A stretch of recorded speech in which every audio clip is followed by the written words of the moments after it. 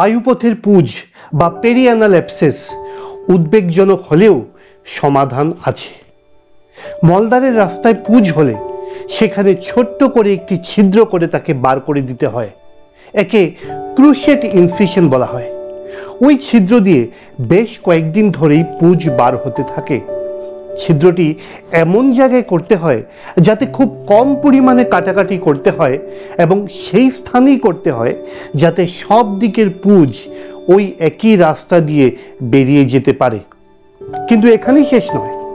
যদি মলদ্বারে 5টি বা 6টি বা তারও বেশি ফোড়া হয় এবং সেই রাস্তা দিয়েও পুঁজ বেরোতে থাকে, তাহলে তাদের মুখগুলিকেও খুলে দিতে হয় যাতে আরো বেশি করে সেগুলি বেরিয়ে যায়। সার্জিক্যাল অ্যাপ্রোচ নির্ভর করবে পুঁজ কোথায় হয়েছে সেটার উপর। সার্জারি সর্বদা রিজনাল অথবা জেনারেল অ্যানেস্থেসিয়াতেই করা হয়। পুঁজ যদি মলদ্বারের সবচেয়ে নিচের অংশে হয়, অর্থাৎ জাস্ট চামড়ার বা মিউকাস মেমব্রেনের নিচে থাকে, তাহলে হালকা করে কেটে দিলেই সেই সব পুঁজ বেরিয়ে যায়। কিন্তু কিছুদিনের জন্য সেই কাটা জায়গাটিকে খোলা রাখতে হয়, সেলাই করা হয় না।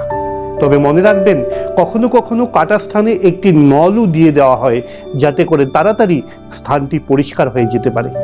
কয়েকজন সার্জন ওই স্থানে গজ দিয়ে রাখেন যাতে ভেতর থেকে স্থানটি শুকোতে থাকে। বিশেষ করে আমি সেটি করে থাকি। যদি পুঁজের সঙ্গে ফিস্চুলাও থাকে, তাহলে ফিস্চুলাটিকেও কেটে দেওয়া যেতে পারে অথবা সেখানে ক্ষারসূত্র দিয়ে দেওয়া যেতে পারে। কিন্তু জেনে আশ্চর্যান্বিত হবেন, কিছু কিছু ক্ষেত্রে পুঁজ শুধুমাত্র চামড়ার নিচেই সীমাবদ্ধ থাকে না, সেটা মাংসের অভ্যন্তরেও চলে যায়। আর তখন বেশি গভীরে কাটা কঠিন হয়, কখনো কখনো লাভও হয় না। তখন আমরা তাদের মলদ্বারের ভেতরে ছিদ্র করে বার করে দিই। অ্যাবসেস ক্যাভিটিকে খুঁজে বার করা এবং তার ভেতরের পুঁজ পুরোপুরি বার করে দেওয়া একই সাথে করতে হয়।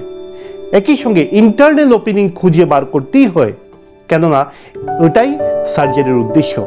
এতে সফলতার সম্ভাবনা বেশি থাকে। এখানে আরো একটি টুইস্ট রয়েছে।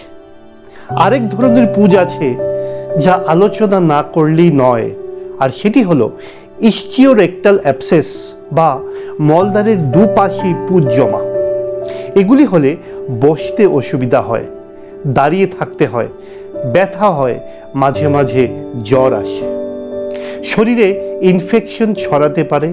এক্ষেত্রে বড় করে কাটতে হয়, কেননা এই ধরনের পুঁজ অনেকটাই বড় অংশ নিয়ে ও বেশি গভীরে থাকে। পুঁজকে প্রয়োজনে কালচারেও পাঠাতে হয়। আরো এক ধরনের পুঁজ মলদ্বারে হয়, তাকে বলে পেলভিরেক্টাল অ্যাবসেস।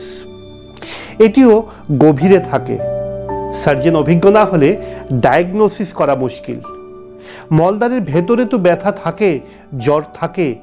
কিছু রোগীদের যাদের অলরেডি মলদ্বারের টিউমার বা ক্যান্সার আছে, তাদেরও এরকমের সমস্যা হতে পারে, আরো বেশিও হতে পারে।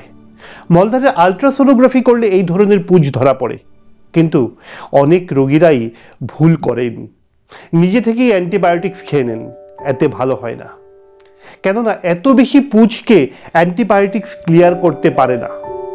হ্যাঁ, পুঁজ বার করার পর অ্যান্টিবায়োটিক্স দেওয়া যেতে পারে, কিন্তু তার আগে নয়।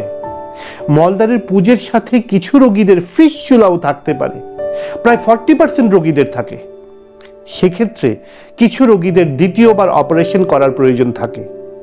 পুঁজ বেশি থাকলে ইন্টারনাল ওপেনিং খুঁজে পাওয়া যায় না, তাদের দ্বিতীয়বার অপারেশন করে ক্ষারসূত্র করা হয়। তাই বলা হয় পায়ুপথের পুঁজ বা পেরিয়ানাল অ্যাবসেস উদ্বেগজনক, কিন্তু সমাধান আছে। আপনার কি সমস্যা? নিচের কমেন্ট বক্সে লিখে জানান।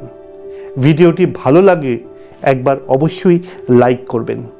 আপনার যে কোনো ধরনের সমস্যার কথা, পাইলস, ফিস্চুলা, ফিশার সংক্রান্ত রোগের কথা আমাদের কমেন্ট করে আপনারা জানাতে পারেন। আর যদি মনে করেন আপনার পরিচিত আত্মীয়, বন্ধু বান্ধব এমন আরো অনেক রোগী রয়েছে যারা এই জাতীয় সমস্যায় ভুগছেন, তাদেরকেও এই ভিডিওটি আপনি শেয়ার করতে পারেন। আবারও দেখা হবে অন্য আরেকদিন অন্য কোনো ভিডিও নিয়ে। ততদিন পর্যন্ত নমস্কার।